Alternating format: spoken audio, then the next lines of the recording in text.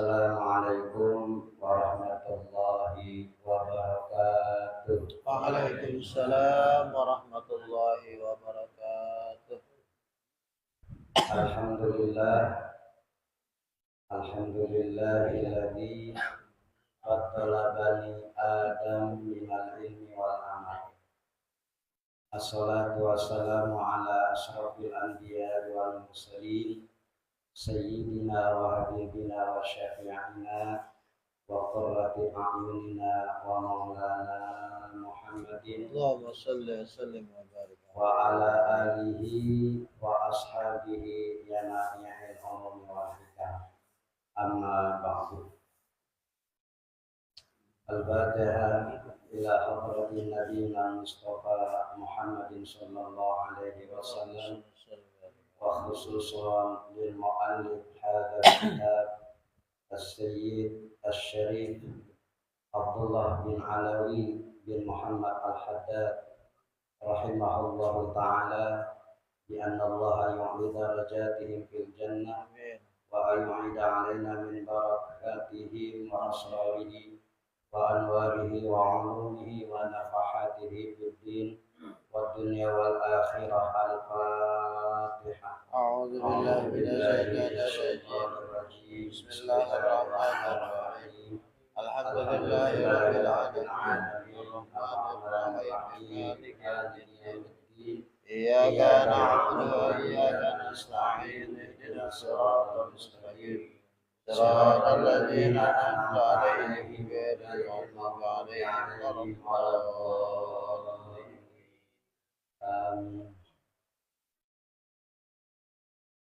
Hadirin jamaah mustaqim mushola Baitul Muttaqin dan jamaah yang sekaligus mengaji kitab Risalatul Mu'awanah yang dirahmati Allah, dan wabil khusus para asatiz, para hujjaj, para orang tua,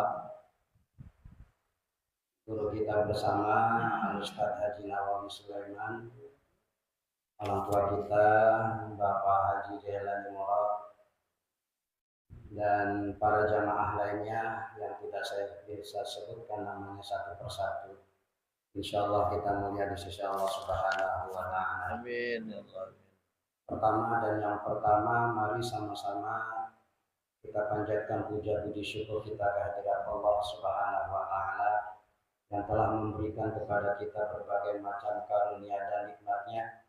Salawat serta salam senantiasa kita anugerahkan kepada Sri Paduka Alam Semesta, junjungan Nabi besar Muhammad sallallahu alaihi wasallam. Sebelum Al-Fakir meneruskan amanah dari guru kita, yaitu Bapak Kiai Haji Jailani SAG, yang pada hari ini sudah take off sudah take off menuju tanah suci Makkah Mukarramah, Madinah ya. Mudah-mudahan haji guru kita Allah jadikan haji yang mabrur. Allah mudahkan segala rukun dan syarat-syaratnya, serta Allah berikan segala kesehatannya beserta istrinya.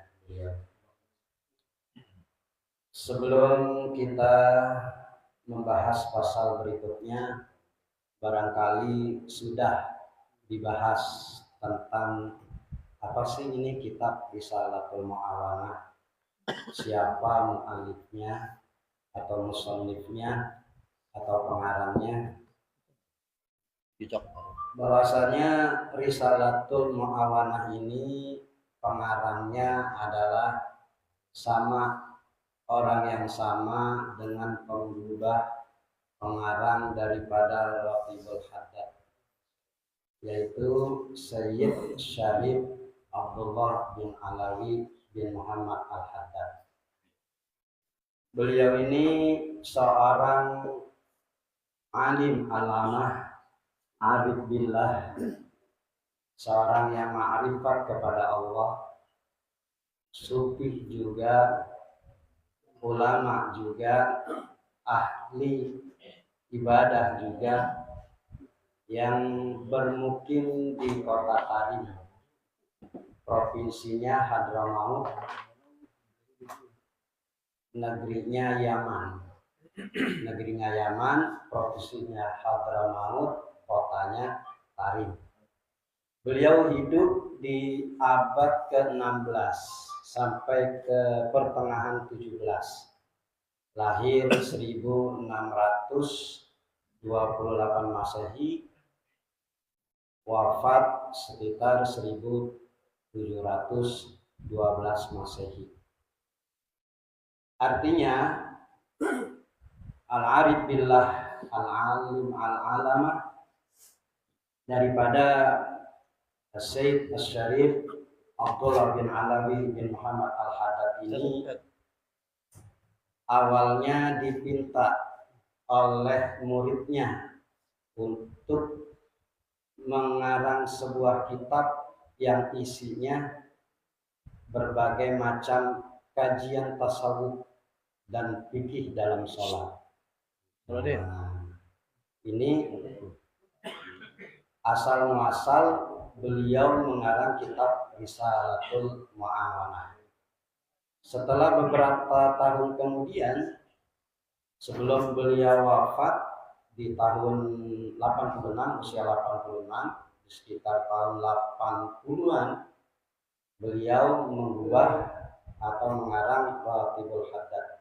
Jadi antara Risalatul Mu'awanah dengan Ratibul Haddad ini ibarat pasangan suami istri. Kalau di pesantren-pesantren Jawa itu belajar Risalatul Mu'awanah plus mendapat ijazah Ratibul Haddad daripada kiai-kiai di pesantren Jawa. Nah, sekedar tahadus bin nikmah, saya sendiri juga di tahun 99 sampai 2000 itu pernah di sarang di Al-Anwar Lembang dengan Mbah Kiai Maimun Zubair. Nah, makanya emang saya pengenin dulu ya dari pesantren di Gintul. Ini yang saya pengenin dapat ijazah Ratibul Haddad. Tapi syaratnya harus belajar Risalatul Mu'awanah. Kenapa? Karena antara dua hal ini, kitab Risalatul Mu'awanah dan Ratibul Haddad itu nggak bisa dipisahkan.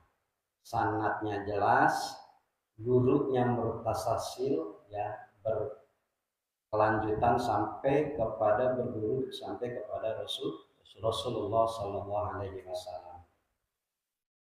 Ini artinya penting buat kita semua bahwa ngaji itu tidak boleh sembarangan. Ngaji harus jelas sanadnya, juga kepada siapa gurunya, dari mana dia belajarnya harus jelas. Nah, Mbah Kiai Maimun Zubair ini mendapatkan dan belajar kitab Risalatul Mu'awanah dan Ratibul Haddad dari Syekh Yasin bin Ali bin Muhammad Al-Fadani Al-Maliki Al-Maki, sampai dengan kepada Sayyid Syarif Abdullah bin Alawi bin Muhammad Al-Haddad. Jadi barang siapa yang belajar Risalatul Mu'awanah, ada juga yang memang tidak menerapkan Ratibul Haddad, nggak apa-apa. Tapi yang jelas di Jawa, di pesantren Jawa itu disandingkan antara kitab Risalatul Mu'awanah dengan Ratibul Haddad. Para jamaah sekalian, mari kita mulai daripada kitab Risalatul Mu'awanah ini. Wa qala al-musannif rahimahullahu ta'ala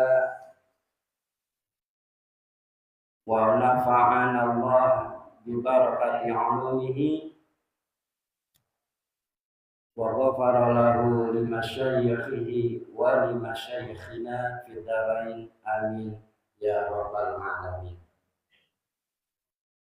Faslun wa 'alaikal mubadarati bis sholati awalal waqti bihaitsu la yu'adzinul mu'adzinu likulli maktubatin illa waqad tawaddaqta wa hadarta fil masjid.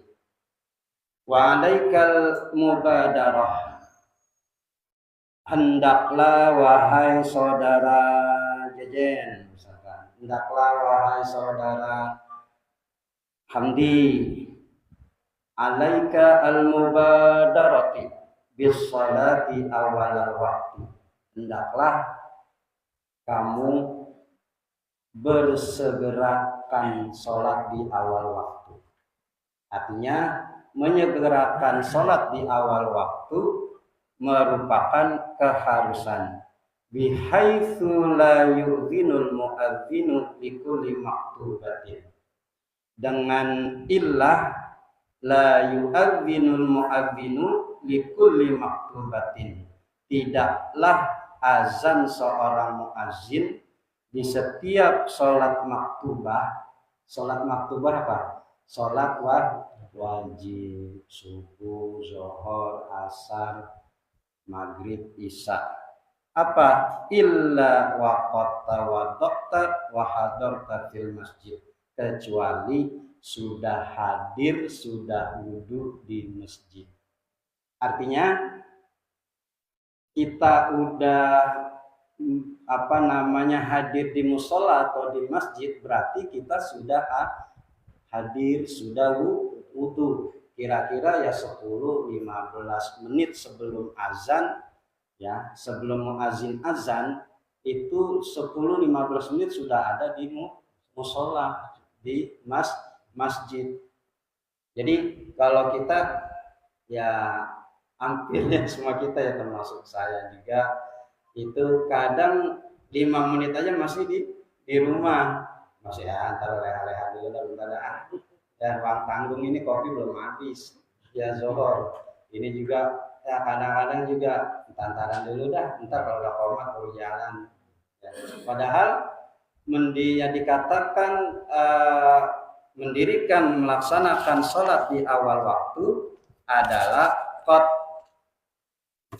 tawaddaqta wa hadarta fil masjid. Taknya ini fi'il madhi, artinya sudah dilakukan, sudah wudhu, sudah hadir, sudah ada di masjid atau di musola. Berarti kira-kira azannya, muazinnya udah azan belum? Belum. Jadi jangan nunggu azan baru datang. Nah, kalau zuhur mungkin kita bisa, ya, barangkali di kantor, barangkali di sekolah, barangkali di mana, itu bisa. Tapi kadang subuh tarhiman kan lama, ya, tarhim lama tuh sebelum azan. Ya Allahumma, atau jambeni, ada jambeni biasa tuh ngebangunin rajin. Ya, kita memang kadang terbuai dengan bisikan-bisikan yang enggak jelas, bisikan dari kuping kanan keluar kuping kiri kadang, ya.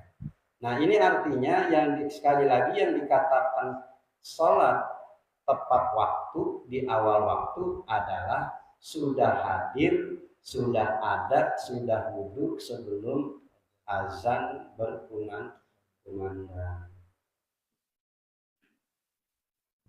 Ya, Bang Jicok, ya. Bang Jicok mah udah jangan ditanya deh, mah. Ya, dia buka pintu duluan, jam 4 juga udah hadir, ya, Bang. Bisa gua pintu pulang ya. Oh, lu tugasnya. Iya. Fa in lam taf'al dzalika fala aqalla min an takhudha fil istidadi lis-salati min hina tasma'al adzana. Fa in lam taf'al dzalika, jika engkau tidak melakukan akan hal yang demikian, artinya tidak hadir tepat waktu, tidak wudhu, tidak menyegerakan wudhu, tidak menyegerakan hadir di dalam masjid atau di mushola, fala aqalla min an takhudha fil istidadi lis-shalah Fala aqalla tidaklah berkurang min antakhuda untuk mengawali dalam persiapan sholat min hina tasma'ul adzan ketika mendengarkan adzan. Artinya begini, minimal nih udah azan kita buru-buru dah. Kita buru-buru. Allahu Akbar, Allahu Akbar. Buru-buru ke kamar, mandi, cuci muka, gosok gigi, wudu, ya. Jadi minimal yang dimaksud sholat melaksanakan sholat tepat waktu itu minimal ketika azan berkumandang kita menyegerakan diri segera. Ya tadi jangan antar dulu tanggung. Nah ini ya sama, saya juga malu sebetulnya. Makanya ketika saya baca tadi, masya Allah ngeri juga ya. Ini saya wakili semua Bang Haji. Terus terang kita mah, nah kalau di sekolah aja Bang, kalau di sekolah nih habis ngajar kan capek, ngopi dah, ngerokok sama Bang Jidin tuh, belum saya. Udah Allahu Akbar, azan zuhur itu terutama azan zuhur. Entar apalagi itu tadi ada sambil ngerujak, ada rujak atau segala macam makanan di meja. Entar udah ya. Nah, artinya ketika kita sudah tahu keutamaan, kefadilahan daripada sholat tepat atau sholat pada awal waktu, maka kita harus menyegerakan diri. Waqad qala alaihi salatu wassalam. Kenapa demikian? Karena Rasulullah sallallahu alaihi wasallam bersabda, fadlu awalil waqti ala akhirihi kafadil akhirah ala dunya. Keutamaan, kelebihan salat tepat pada waktunya di awal waktu ala akhirihi daripada mengakhirinya kafadil akhirah ala dunya, seperti keutamaan, kelebihan akhirah terhadap dunia. Walal akhiratu khairul laka minal ula. Akhirat, hal-hal yang akhirat adalah lebih utama, lebih nomor wahid, lebih nomor satu, didahulukan. Jadi pokoknya kalau begitu ngedengar azan, udah dah buru-buru ngambil wudu, kita mau lagi ngapain. Makanya kalau kata guru saya, kalau dengar azan lu mau panjang usianya, ya lu buru-buru kepadasan. Kenapa? Karena menghormati waktu sholat itu fadilahnya adalah memperpanjang usia. Selain daripada bersilaturahim, selain daripada rajin sedekah, juga mengawalkan waktu sholat.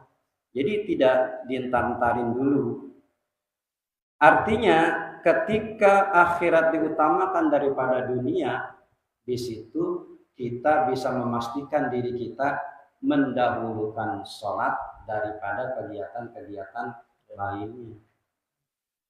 Nah ini maka agak udah aja Allah kedekeran dah tuh. Ya, kedekerannya bukan buru-buru kepadasan, kedekerannya yang lain, kerjaan yang lain. Minum kopi lah alasannya, tanggung ntar sebatang dulu atau apa. Ya. Jadi hal-hal yang begini memang dibahas oleh Al-Imam Al-Haddad. Ya, Al-Habib Al-Haddad itu sangat terperinci dibahas hal-hal yang semacam ini. Wa qala alaihi assalatu wassalam awalul waqti ridwanullah wa akhirihi afawullah. Di hadis lain, di riwayat lain, bahwa Rasulullah bersabda awalul waqti ridwanullah. Salat di awal waktu Allah ridho. Wa akhiruhu afullah, dan salat di akhir waktu kemaafan Allah. Oh, enak juga ya, awal waktu Allah ridho, akhir waktu Allah maafin. Kalau gitu ntar aja yang penting dimaafin Bang Haji. Yang penting dimaafin. Enggak begitu. Sekarang pilih mana? Ridho Allah apa dimaafin Allah? Hah? Ridho Allah apa dimaafin Allah? Ridho Allah. Meskipun maaf Allah selalu kita harapkan. Tetapi begini, kalau Allah udah ridho karena kita mendahulukan waktu sholat, maka apapun yang kita minta dalam doa insya Allah terkabul. Nah ini boleh jadi yang menyebabkan doa kita kagak terkabul, ya ini salah satunya nyepelein waktu sholat. Lalai, bukan belalai, lalai waktu sholat. Nah sekarang begini, nggak usah jauh-jauh dah. Kalau istri kita ridho sama kita, apa aja kita minta dikasih kagak? Nggak minta juga pasti dikasih. Kalau istri kita ridho, ya nggak usah lah coya-coya, yang nggak perlu. Asal istri ridho sama kita, apa juga tanpa diminta dikasih. Begitu juga Allah, syaratnya memang berat, mendahulukan waktu sholat. Sekali lagi intinya, ketika kapan dikerjakan awal waktu sholat? Minimal ketika azan berkumandang. Itu udah hadir di masjid atau di musola. Ya berat ya. Ya berat ya. Ya tapi mengalir malah nih. Memangnya. Iya.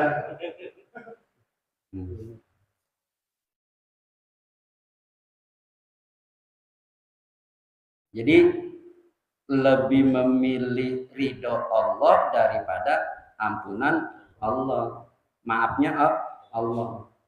Sebab kalau betul-betul dimaafin, nah kita juga ngomong jengkel. Berdua salah maafin, minta maaf kita maafin, bersalah minta maaf dimaafin. Ya. Jadi Allah sih nggak marah, cuman nggak etis aja, Nah ini sekali lagi. Awaluhu ridwanullah wa akhiruhu alfulullah. Salat di awal waktu merupakan ridhonya Allah, mendapatkan ridho Allah. Salat di akhir waktu akan mendapatkan hanya maafnya Allah. Nah kalau maafnya sama aja zero ya, zero gak? Bener gak? Nol gak?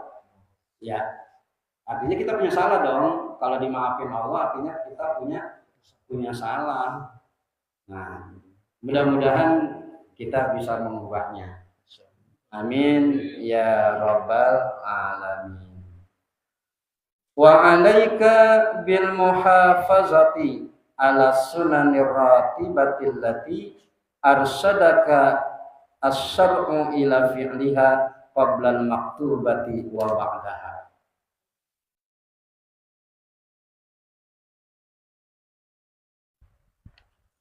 Alaika bil muhafazah, hendaknya atas kamu bil muhafazah, menjaga ala sunnatir ratibah, menjaga atas sunnah-sunnahnya rawatib. Sunnah-sunnah rawatib allati arsyadaka asy-syar'u, yang dengan sunnahnya itu memberikan kamu petunjuk akan hal agama ila fi'liha, atas mengerjakan daripada sunnah rawatib qoblal maktubah, sebelum maktubah, wa ba'daha, sebelum dan sesudah al maktubah. Jadi begini, menjaga sunnah rawatib kan pertama qobliyah subuh atau sholat fajar, qobliyah zuhur, ba'diyah zuhur, qobliyah asar, ba'diyah maghrib, qobliyah isya, ba'diyah isya. Itu disebut sunanul rawatib, sunnah-sunnah rawatib. Sunnah-sunnah rawatib yang harus kita jaga, jangan sampai ditinggalin. Kadang kita habis sholat zuhur karena memang masih banyak kerjaan, kita tinggalin ba'diyahnya. Qobliyahnya kadang kita kerjain, karena berbarengan sama azan. Tapi ketika sudah melaksanakan sholat zuhur, ba'diyahnya jarang kita kerjakan karena buru-buru akan kerjaan. Alasannya karena menafkaahkan anak istri lah atau apalah gitu. Ya mungkin mah kalau menurut saya mah alibi, ya alibi artinya alasan aja. Ya sayang, artinya ini sesuatu yang sangat dianjurkan. Sunnah-sunnah rawatib ini sangat dianjurkan dan sangat banyak faedah dan manfaatnya. Wahdhar antasahala bitarki syai'u minha wa ma fataka minha al-azru fabadir biqada'i. Wahdhar, waspadailah antasahala bitarki syai'un minha. Waspadalah akan hal memudah-mudahkan, akan hal menyepelekan. Antara dan itu tadi ya, nyepelein. Kita kan sering banget nih nyepelein, saya juga ya termasuk. Untuk apa? Bitarki syai'un minha, untuk meninggalkan sesuatu minha daripadanya, dari hal melakukan sholat sunnah rawatib. Wa ma fataka minha al-azru, wa ma fataka minha al-azru, dan ini merupakan alasan yang tidak dibenarkan. Misalkan tadi tuh nyepelein, antar dulu ntar aja waktunya masih panjang. Ya. Bukan sholat aja, bukan sholat sunnah aja, sholat wajib, maktubah, kadang kita nyepelein. Kalau sholat maktubah aja kita udah berani nyepelein, apalagi sholat sunnah rawatib. Dan logikanya begitu. Ya sholat yang 5 waktu aja kita nyepelein, apalagi sunnah rawatib. Jangan sampai ya. Jangan sampai, mudah-mudahan kita terhindar itu daripada semuanya. Wa ma fataka tadi alasan itu enggak bisa diterima, fabadir biqada'i, maka sadarilah untuk melakukan qada. Nah, ternyata sholat rawatib, sunnah rawatib itu bisa diqada. Misalkan begini nih, kita sholat johor, udah sampai musola, udah qomat tuh, berarti kan nggak bisa melaksanakan qobliyah zuhur. Nah, setelah sholat zuhur bisa kita mengqadha sholat ba'diyah zuhur. Kalau menurut Imam Al-Haddad, misalkan contoh karena kita nggak bisa sholat qobliyah zuhur karena itu udah berdiri dari rumah, udah buru-buru berusaha, udah azan, udah segala macam, perut mau pipis. Mohon maaf buat para orang tua kadang ya kan, karena ya kalau suatu penyakit atau apa itu sering. Bahkan saya juga kadang udah mau sholat nih, udah mau pergi ke masjid, ke musola, ada aja nih, mulus lagi perut, mau beser lagi, buru-buru dah tuh ke rumah lagi balik. Akhirnya jangankan sholat qobliyah zuhur, malah masbuk. Itu boleh biqada'i, fabadir biqada'i, dengan sadar dilakukan qada akan sholat sunnah rawatib. Sholat sunnah rawatib apa aja. Asalkan kita dengan catatan tidak disengaja atau tidak menyegajakan diri antara doa. Kadang kita ngeliat dulu nih, hormat diri dulu depan rumah kita. Depan dulu bentar, kalau udah komat ya udah dah jalan baru berangkat. Ya telat lah, kalau lanjut lah, aja dulu. Nggak jadi ya. Mau kolu, ngerokok dulu.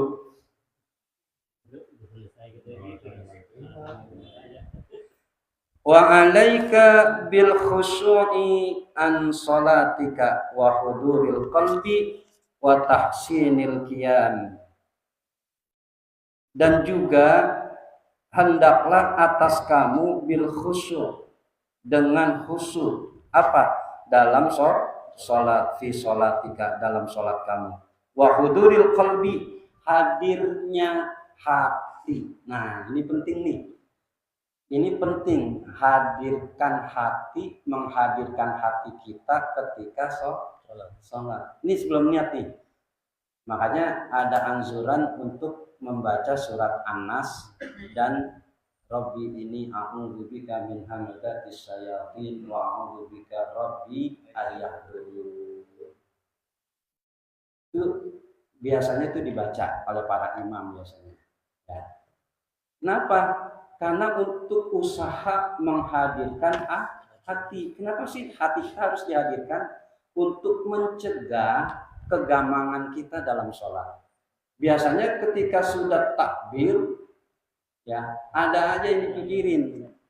Allahu Akbar. Motor di mana ya? Tadi ya. Jangan-jangan masih nyantel di motor. Nah ini yang ribet. Nah artinya hudurul qalbi itu sangat penting. Sama halnya, jadi begini, sholat itu kan kayak badan.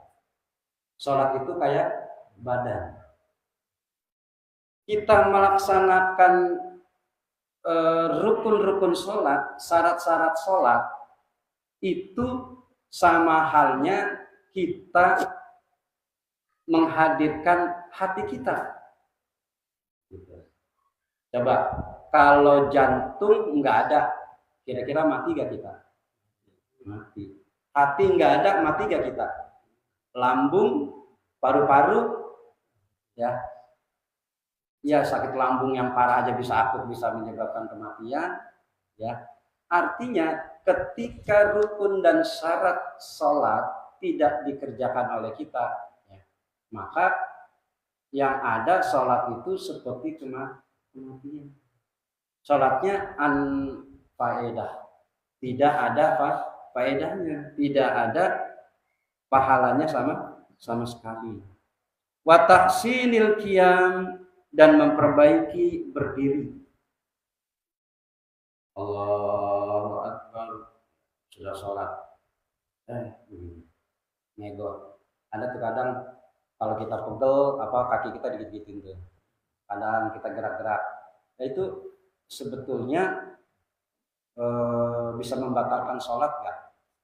Ya, bergerak tahsinil qiyam tidak, tetapi itu bisa mengurangi daripada fadilah sholat itu sendiri.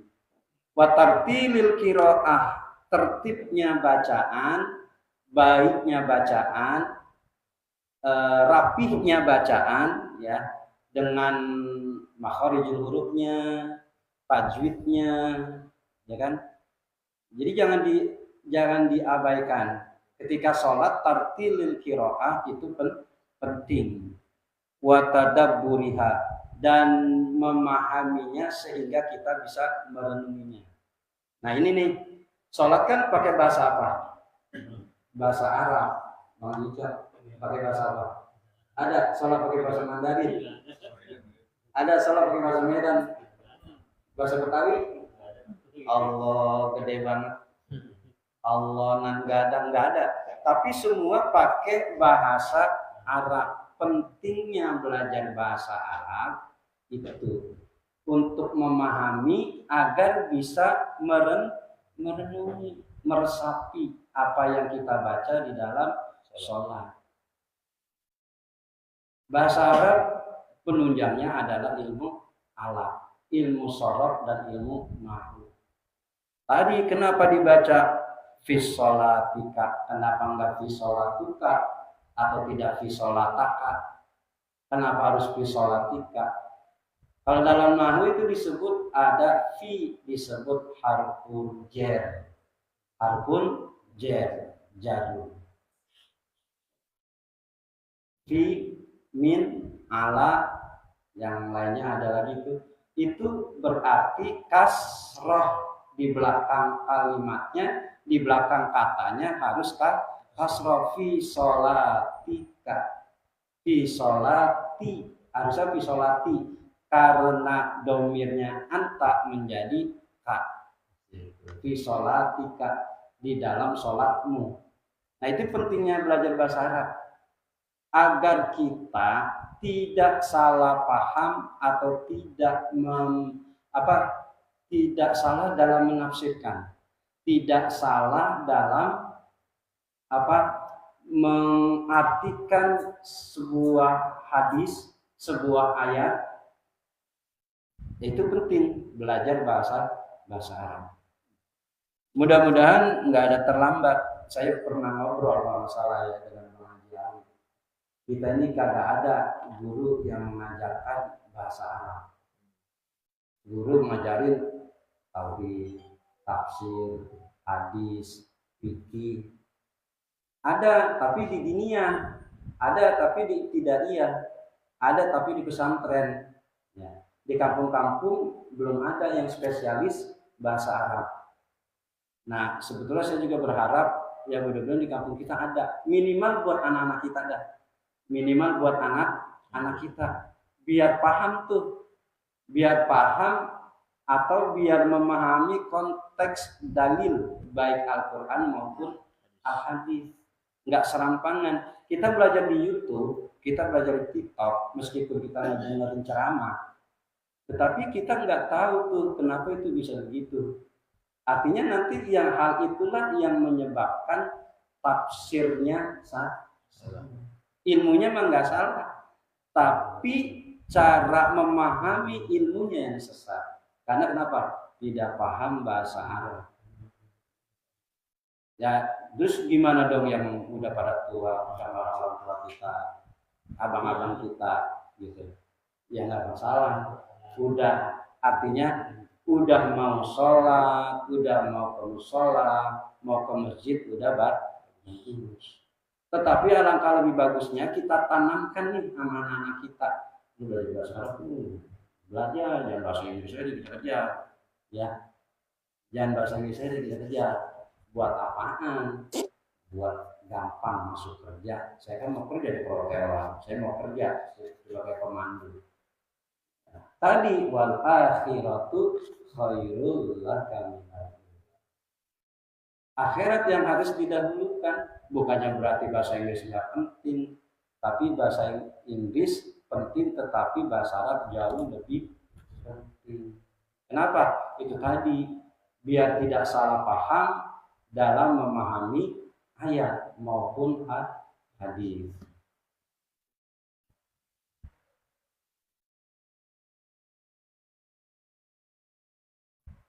Wa itmamir ruku'i was sujudi wasairil arkan.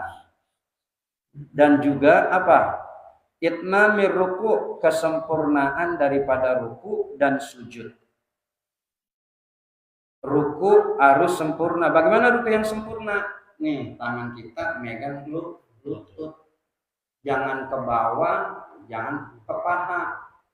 Tapi lutut yang kita pegang itu itmamur ruku namanya. Kesempurnaan ruku. Dua tangan kita kanan kiri nih pegang tuh tempurung lutut kita. Ya, jangan juga ke bawah, akhirnya begitu tuh. Atau ke atas ini begitu loh, jangan. Tapi tepat di tempurung lutut dipegang. Itu itmamur ruku. Was sujud gimana? Itmamus sujud. Tangan kita, telapak jari kita, baik kanan maupun kiri, dilempengin nih sama kuping. Lempengin sama kuping, begitu tuh. Ini sholat juga, kalau sholatnya harus begini, biar kena lantai. Itu sebagai perwujudan apa? Sembah kita kepada Allah. Bahwasanya kita dari tanah kembali kepada tanah. Gitu. Itmamur ruku' was sujud wasairil arkan, dan seluruh daripada rukun-rukun daripada sholat. Wal muhafazati ala sunani wal adab, dan juga menjaga ala sunani wal adab, terhadap di atas sunan, di atas sunnah wal adab dan adab. Ternyata sholat selain daripada ada sunnah rawatib, juga ada adab. Iya dong, sholat harus ada adab. Kalau nggak pakai adab, coba lihat tuh. Kaos, mohon maaf ini ya. Kaos bukan yang nggak sah. Sholatnya nggak tetap sah. Sholatnya selama itu bersih, selama itu nggak kena najis, tetap sah sholatnya, tetapi nggak elok. Kita sholat, di sini ada tulisan di belakangnya, oke bos, laksanakan bos, siap 86 misalkan. Nah kita yang di belakangnya, ngebaca nggak? Oke bos, ya ngebaca nggak kira-kira? Bohong aja kalau nggak ngebaca. Ya, bohong aja kalau nggak ngebaca. Pasti kita baca itu. Nah itu yang merusak konsentrasi sholat. Bagaimana kita mau menghudurkan qalb, bagaimana kita mau menghadirkan hati kalau adab sholat tidak dijaga juga. Minimal kita nggak mengganggu orang gitu. Atau juga misalkan ada yang lain dalam sholat, kaki kita ya diinjak gitu. Itu apa maksudnya? Menginjak kaki temen atau kaki yang sebelahnya. Yang nggak ada aturan dalam sholat untuk menginjak kaki temen atau kaki di sebelahnya. Atau juga nempel-nempelin begitu, memang dirapatkan, tetapi bukan berarti ya ini kita coba apaan mengaji ya. Nah makanya ketika adab sudah diperhatikan, insya Allah akan menjadi keutamaan juga buat kita. Allati nadabaka syar'u ilal amali biha. Allati nadaba asyar'u ilal amali biha. Nah, ketika sunnah dan adab dilaksanakan, maka bisolatika wal ihtizar. Nah, itu sudah menjadi kesempurnaan daripada sholat. Sunnahnya, adabnya diperhatikan. Fa innaka idza fa'alta dzalika kharajat salatuka baydaan musfiratan taqulu hafizakallah kama hafaztani.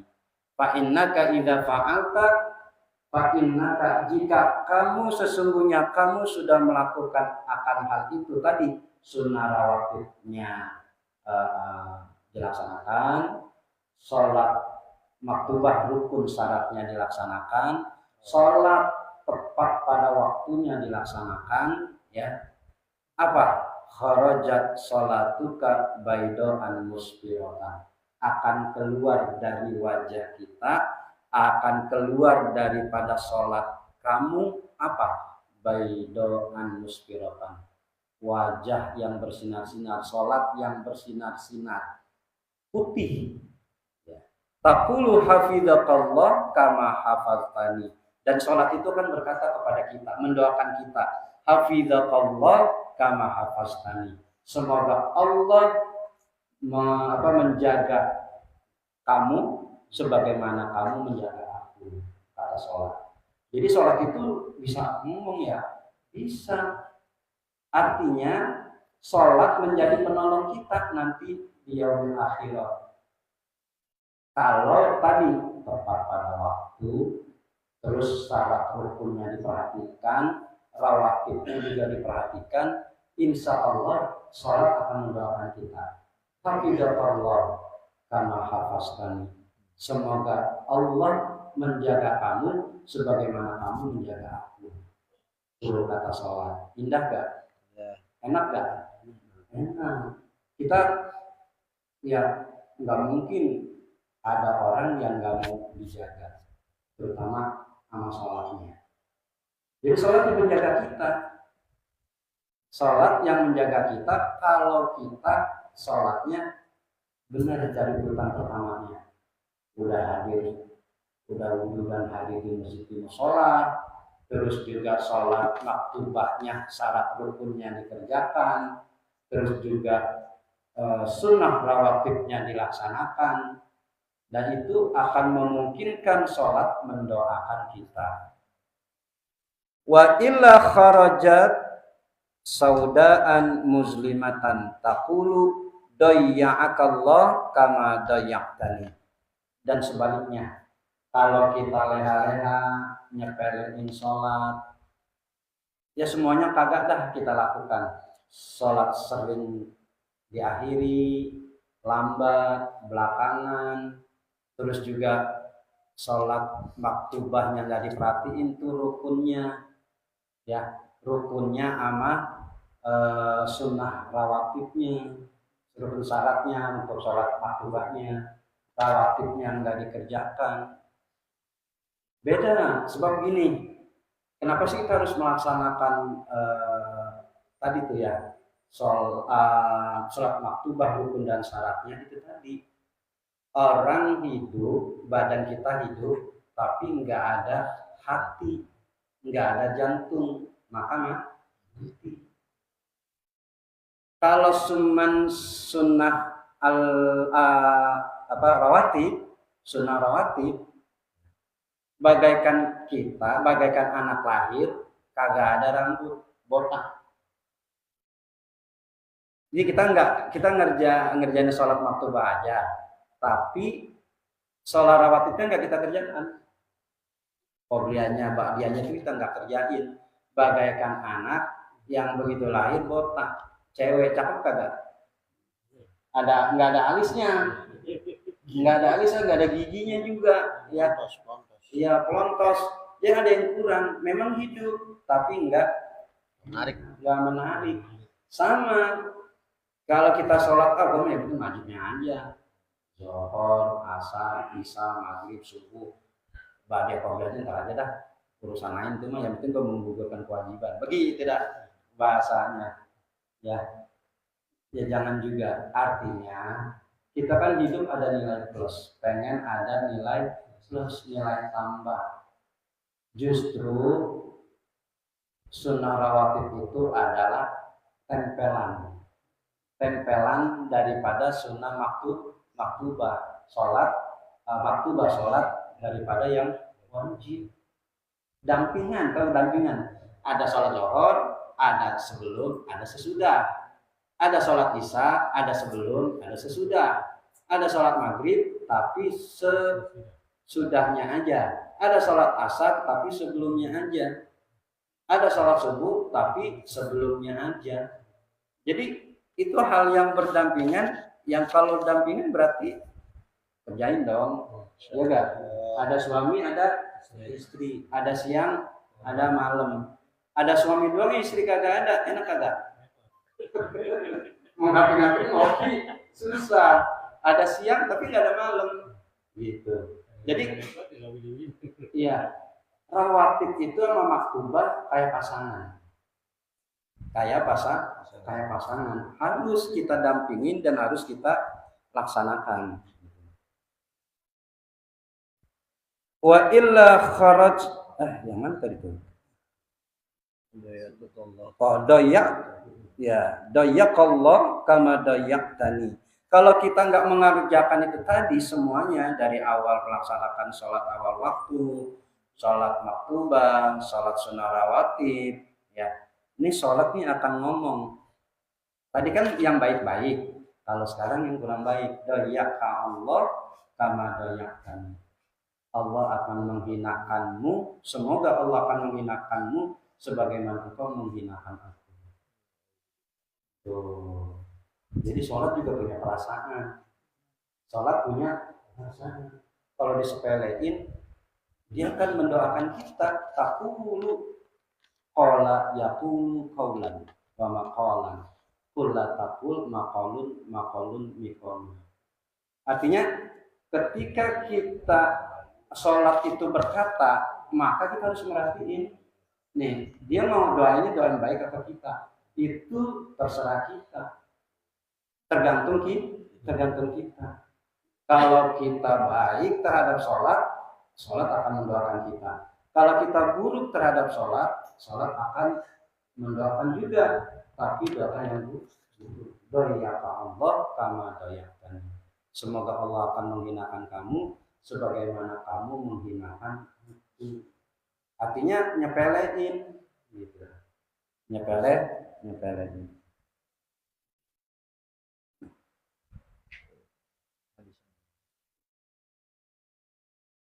Waqad qala alaihi salatu wassalamu laisa lil mar'i min salatihi illa ma aqala minha Wa qala Al-Hasan Al-Basri rahimahullah.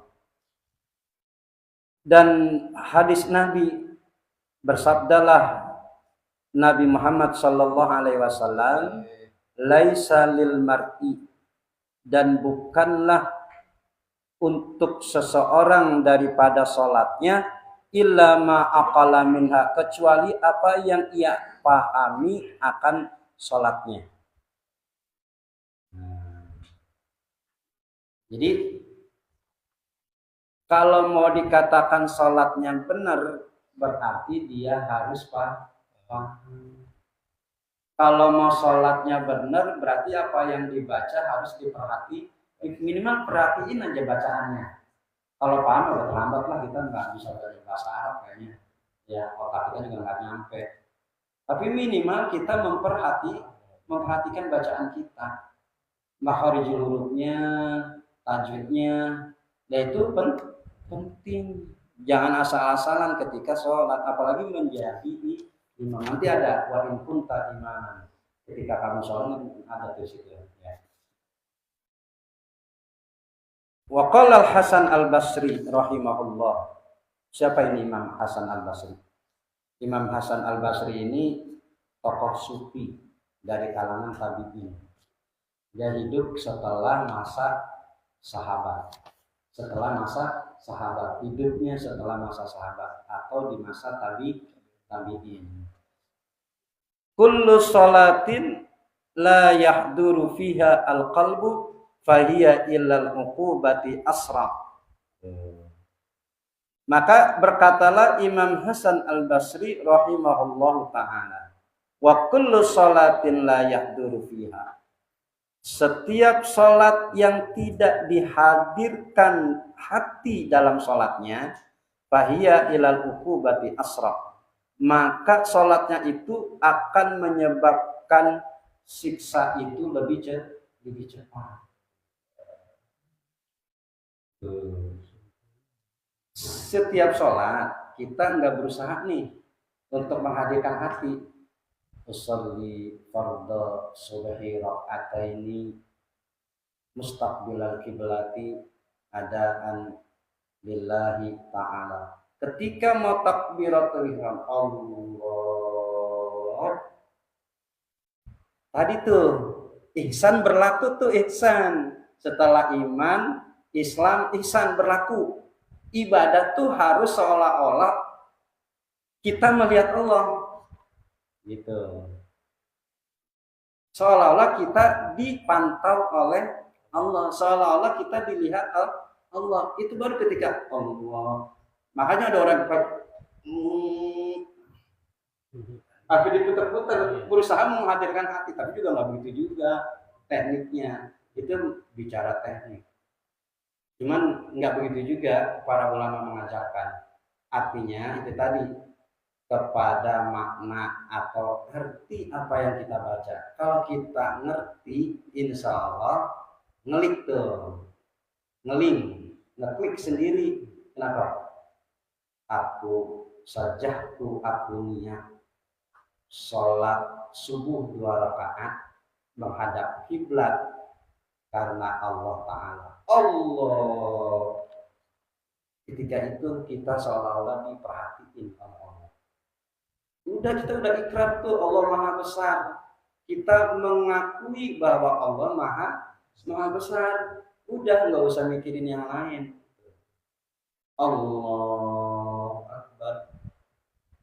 Ketika sertek, ya, baca doa iftitah, Al-Fatihah, surat-surat, ya.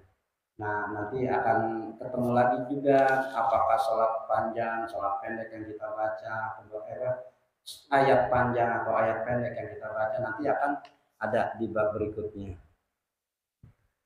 Wasyaitanu la'anahullahu harisan ala ayyasgula al-mu'mina inda sholatihi hatta annahu yuktahu lahu inda qiyamihi ila shalah.